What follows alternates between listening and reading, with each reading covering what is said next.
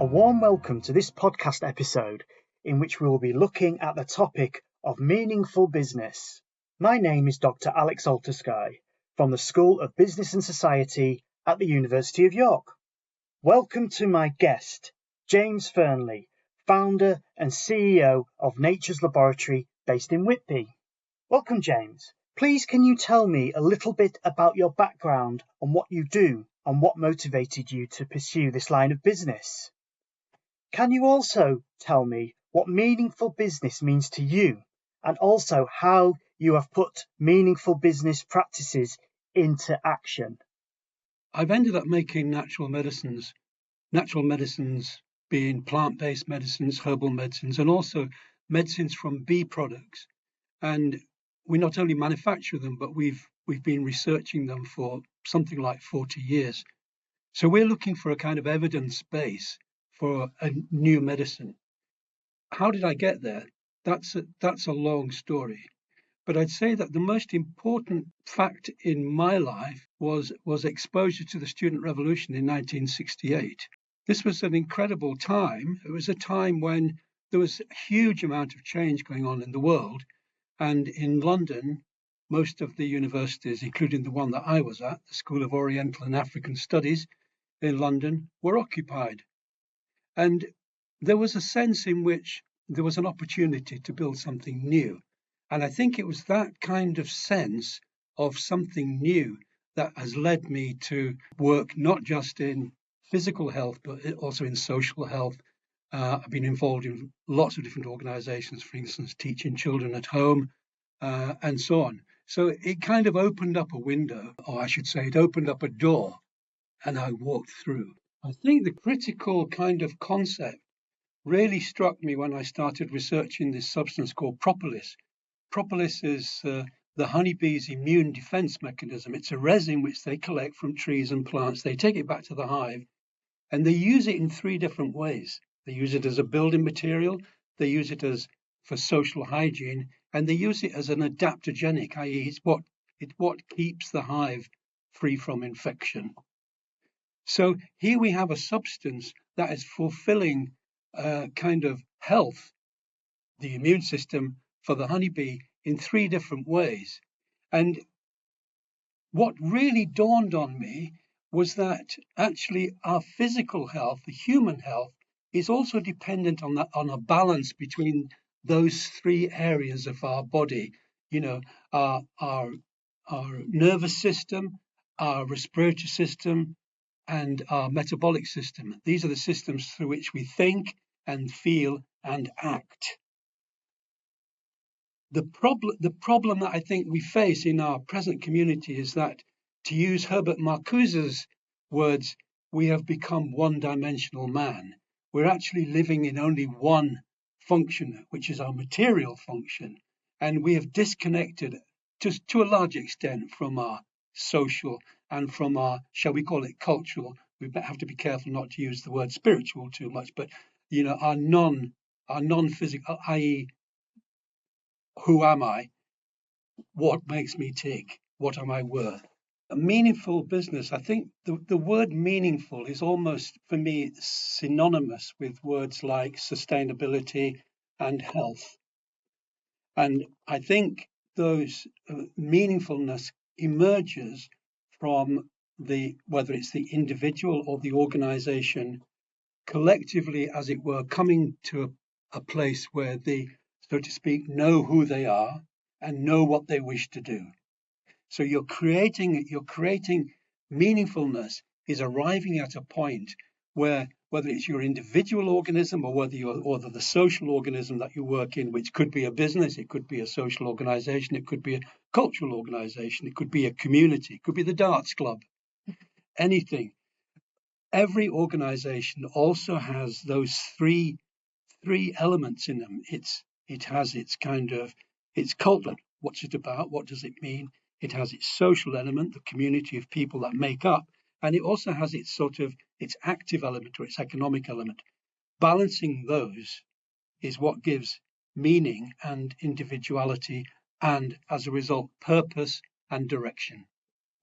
I think the purpose of business is to create something, is to is to evolve something, is to apply your unique talents and capacity to doing something which is of value and meaning in the world, in your community, in your business, in your personal life. So I think it's very much the purpose. The purpose can only be defined, so to speak, through the, if you like, the spirit of what is encapsulated in it, not so much the outcomes. And of course, we have to resolve the economic question. You know, every organization, whilst it might have a cultural meaning and a social meaning, it's not going to get very far unless it balances that with its economic reality. It's important to me because it links back to the way in which a kind of certain impulse took root in me, aged 21, and that coincided with the student revolution in 1968. It also linked in with certain personal experiences where I very strongly desired to equip myself with resources that would help other people, both in a personal level, from a sort of, if you like, therapeutic way, but also in a social way. Now, don't ask me where that comes from, but something was awakened in that student revolution which gave me a sense of purpose. I wanted to go to medical school. I couldn't go to medical school. I already had a degree, and I already had one child. It didn't work. So I trained as a physiotherapist, and I trained in all sorts of alternative therapies. And as it happens, I've ended up making natural medicines and researching natural medicines on a global level. And I don't quite know how that's happened, but I think actually the reality is that there is a thread which I've had the great fortune to be able to surf with, if you see what I mean. There's a wave in which I've been able to kind of develop and evolve. One of the events that has really impressed me recently in terms of the way I've been operating for 30 to 40 years in this natural medicine was when I gave a talk to a group of mainly young people interested in organic and biodynamic farming. And afterwards, a couple of Mexican farmers came up to me, young farmers came up to me and said, "We have never heard this kind of approach before." So how significant was that? Well, extraordinarily significant, because it kind of told me something that I felt I understood. And that is that out there is a huge number of people who are dissatisfied with the current model, who are looking to find a way out, looking to find access to some kind of new way, but are not hearing it. Those young people came to me and said, we've heard it. So that was a sort of light bulb moment for me, which told me, yeah, you're doing the right thing. Now, of course, we have to build on that to look at how we develop our businesses and organizations and so on in a way in which we're making access to those organizations and the ideas which they contain accessible. They were fundamentally interested in the idea that this kind of the threefold organism. So the threefold organism in human terms, as I said earlier, is to do with your nervous system, your respiratory system, your metabolic system. And we now know that those three systems working in harmony, so to speak, spell out your immune defense mechanism. That's proven. What they were really interested in is how we set up organizations, how we run socially meaningful, responsible organizations using this model of the threefold social organism, searching for ways in which we can balance, our economic needs with our social needs, with our existential needs, if you like, with our dreams and visions, with the way in which we work with other people and the way in which we pay the bills. I set up the dispensary maybe 15 years ago now. I'd already been manufacturing natural medicines and developing this threefold concepts of health, balancing thinking, your feeling, and your acting, so to speak. And I wanted in a way to transfer that model and provide a place where people could access not only the medicines, but also the ideas and concepts that go with that. So I set up Common Cause Community Interest Company. It opened the dispensary, which provides natural medicines. It provides natural foods, organic foods. In fact, our motto is love. Sounds very corny, but it actually means local, organic, vegetarian, and ethical. So love is a very practical thing for me. We can actually make it. So we run workshops, we put on films, we do concerts, little festivals, all of which are bringing people together. We're just about to open some ceramic workshops, weavery and spinning. So all of these things which bring people together to be able to consider these ideas in an accessible way, not in an intellectual way, but through relationship. The question of how you measure meaningfulness is a very, very tricky question. Because if you like, meaningfulness lives in the quality and outcomes of relationship, in multiple relationships which you're not in control of. We are not a one-dimensional man. We're not machines. We can't measure inputs, and we're with meaningfulness, we are seeing something emerging from a complex of relationships where people are beginning to act together. However, I think, and one of the reasons why I've recently enrolled for a PhD in looking at the threefold social organism is so that I can actually look at ways in which we can, if not measure, as it were, with a machine, we can observe, and we can. There are measurement tools which we can use over time to see to understand an improvement in health. Shall we put it that way? Mm. So this is one of the biggest difficulties. If you're running a social enterprise, and for instance, you need some money to open a community bakery, as we did.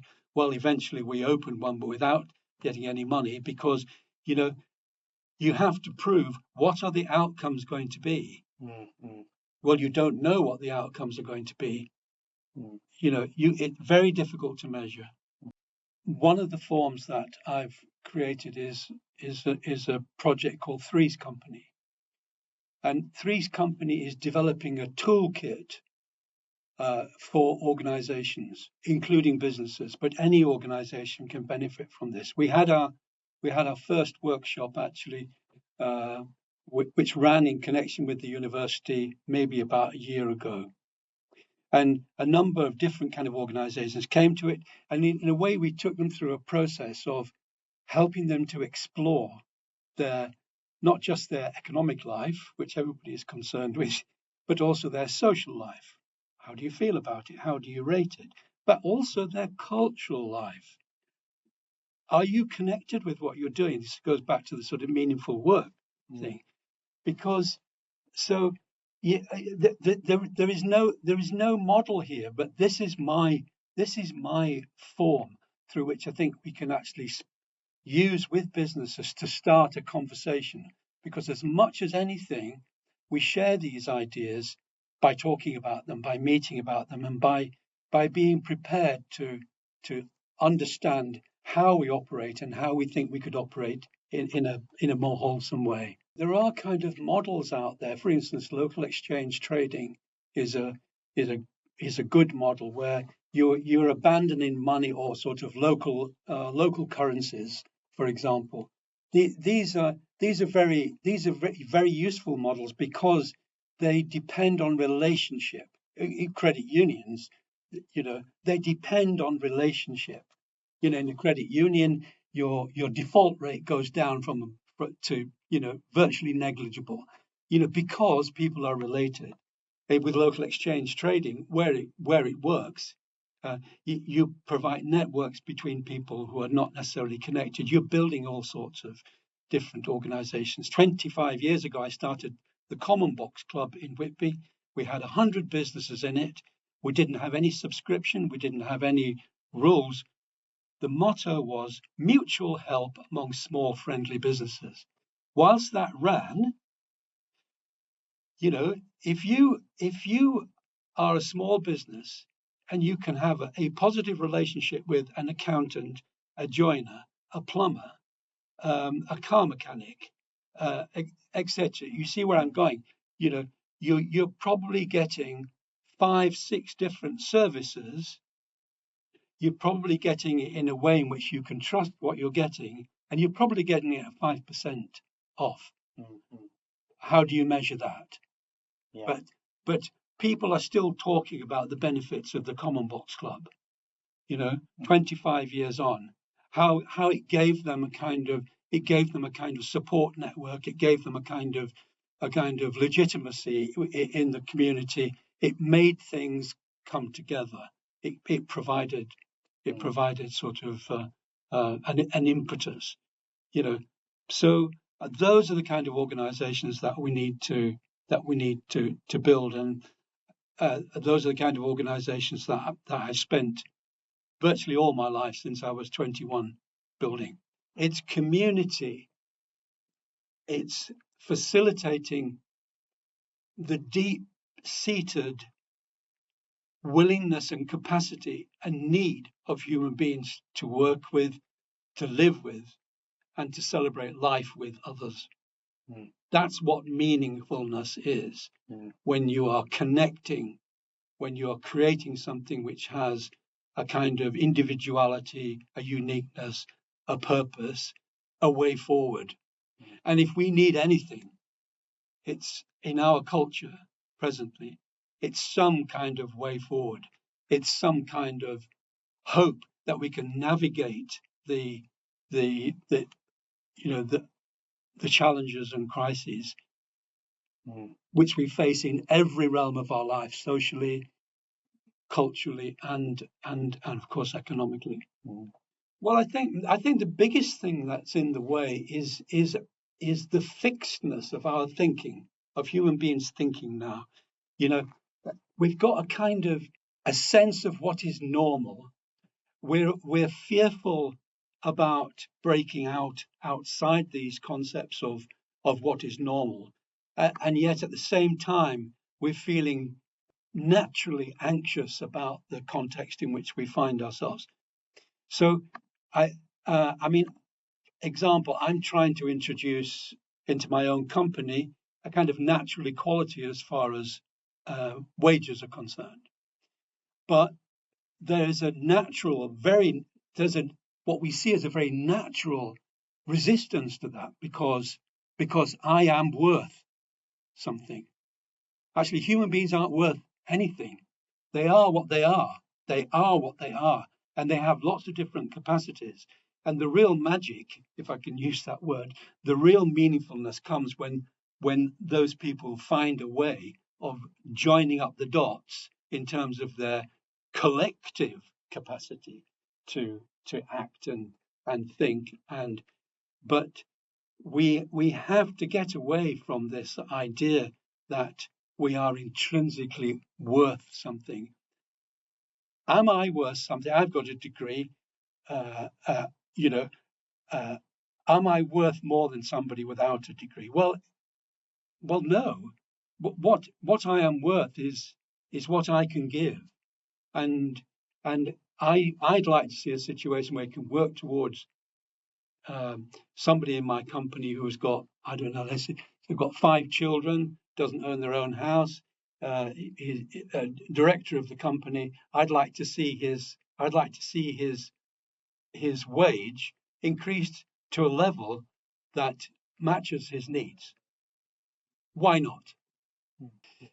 But you think about doing that for one person, and what will be the response of everybody else? Oh. So it has to be done collectively. It has to be done as a process of collaboratively, and that's very difficult because we have to start thinking differently. Yeah. But we will listen to yourself. listen to what is going on in yourself. Listen to what you feel is important. Trust what you feel is important, and listen to others around you. That the people who you meet, your customers, your suppliers, listen to them. Listen to them with an open mind, as opposed to listening to them with what can I get out of this. So I would say, for instance, with the concept of networking, I gave up any idea of, networking. Oh well, what you do is you do your homework before, and you work out what can I get out of this person that I want to network. My version of networking is I'm going to listen to whoever ends up standing in front of me, because I don't know what's involved. I think we should listen to it and allow ourselves to be moved, so to speak, more by our intuition, by our sense of rightness, than by our sense of outcome. I started a business nearly 40 years ago. It was very successful. Eventually, I got kicked out by my partners, and I had nowhere to go. And I had 6 children and a big house and a whacking great big mortgage, very much like lots of people out there. And I thought the world had come to an end. The process that I went through, I think, has enabled me to cope with something.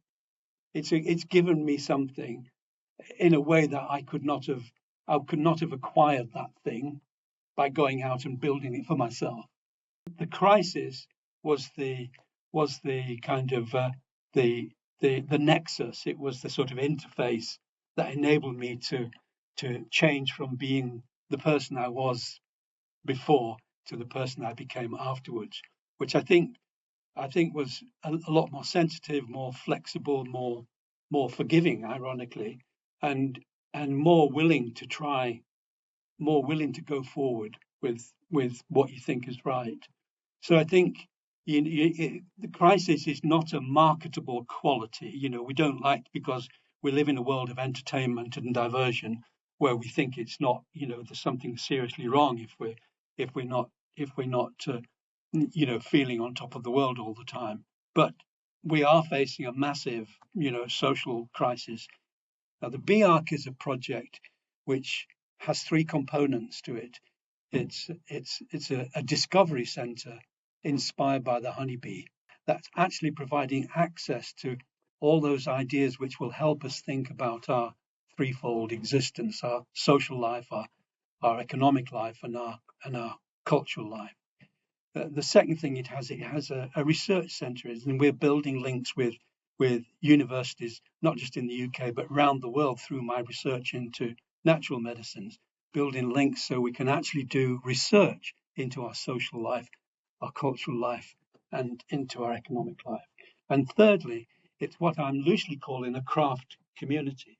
So building the opportunity for people to engage in using their hands.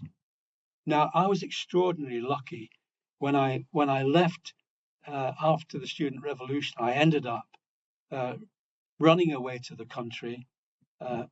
We had 1 child. We kept a pig and grew vegetables. And by some incredible process, I became a potter. I lived as a potter, and I sold everything I made myself via a single-decker bus for 10 years. I know the importance of being based in your being able to make things, being able to engage in the kind of physical activity. It's profoundly important. So those 3 elements, and this is a £5 million project that I'd like to build in the national park on land which I already own, and it lives in my own imagination as a kind of culmination, if I could put it that way, a kind of summation of this kind of threefold concept of health, or future health, as I like to call it. it's an opportunity to